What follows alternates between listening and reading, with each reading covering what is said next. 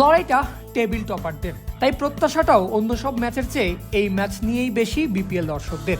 বিপিএলে 27টা ম্যাচ শেষ হয়ে গেল। সিলেট থেকে বিপিএল এলো ঢাকায়, এরপর বয়কট হলো, আবার মাঠে খেলা ফিরেও আসলো। এবারের বিপিএল অনেক কিছুই দেখেছে। 4 ছক্কার তাণ্ডব, সেঞ্চুরি, বোলিং তোপে ফাইফার, হেডট্রিক সবই দেখা হয়ে গেছে। কিন্তু 27 ম্যাচে এখন অবধি দেখা যায়নি একটা 200 রানের ইনিংস। 6 দলের কেউই তাদের স্কোরবোর্ডে 200 রান যোগ করতে পারেনি। শনিবার রাতে যেহেতু দুই টপ টিম রাজশাহী আর চট্টগ্রামের ম্যাচ, তাই দর্শকদের আশা এবার হয়তো 200 হবে। কিন্তু কিসের কি, সব আশার বলিদান যেন ইনিংসের প্রথম ওভারেই। চট্টগ্রামের সেরা ব্যাটার নাইম শেখাজ ফিরলেন শূন্য হাতে জিমি নিশামকে উইকেট দিয়ে। আর সেই যে ধস নেমেছে, আর মাথা তুলে দাঁড়াতেই পারেনি রয়্যালসরা। 200 রানের দেখার আশার ম্যাচে 150 হওয়াও যেন আকাশ ছোঁয়া ব্যাপার হয়ে দাঁড়িয়েছে। পাওয়ার প্লে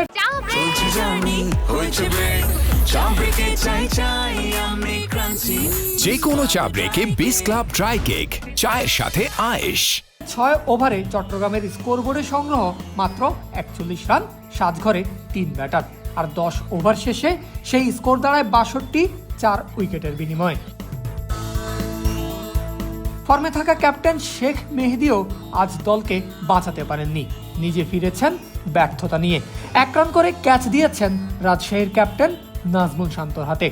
দলীয় রান 100 হওয়ার আগেই বন্দরনগরীর দল হারায় 7 উইকেট। রয়্যালসদের জন্য যতটুকু সম্ভব ঢাল হয়ে দাঁড়িয়েছেন আসিফ আলী। 4টা ছক্কায় সাজানো তার 39 রানের ইনিংসে ভর করে 125 রানের সংগ্রহই জমা করতে পারে চট্টগ্রাম রয়্যালস।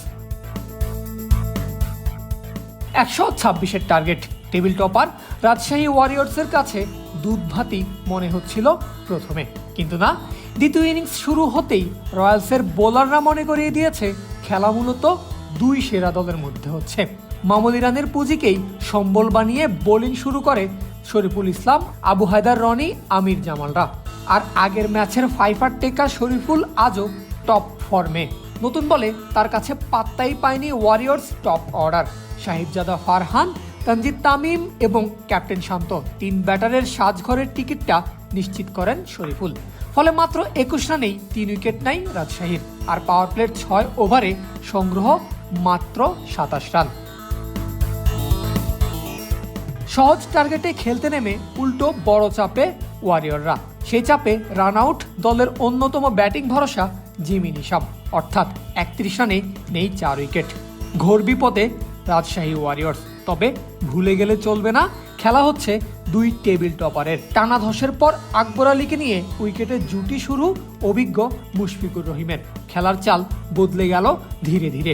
দুজনে শুরুতে চুপচাপ ড্যামেজ কন্ট্রোল করেছেন, এরপর হাত খুলেছেন আকবর আলী। মুশফিক তাকে সঙ্গ দিয়েছেন, খেলেছেন রয়ে শোয়ে। 16 ওভারেই রাজশাহী পৌঁছে যায় 3 অঙ্কের ঘরে। শেষ 24 বলে রাজশাহীর রান দরকার মাত্র 24, অর্থাৎ ম্যাচ ততক্ষণে ওয়ারিয়রদের নাকের ডগায়। কিন্তু না, চট্টগ্রাম মোটেও এত সহজে ছাড়ছে না রাজশাহীকে।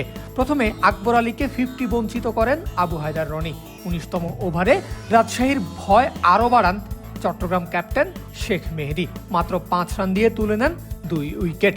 120-এ 7 উইকেট হারায় রাজশাহী ওয়ারিয়র্স, অর্থাৎ শেষ ওভারে জয়ের জন্য তাদের দরকার 6 রান। তবে আরাফাত সানির করা ওভারের দ্বিতীয় বলেই 4 মেরে হিসাব সহজ করে নেন জাহানদাদ খান এবং শেষ পর্যন্ত 3 বল হাতে রেখে জয় পায় রাজশাহী ওয়ারিয়র্স।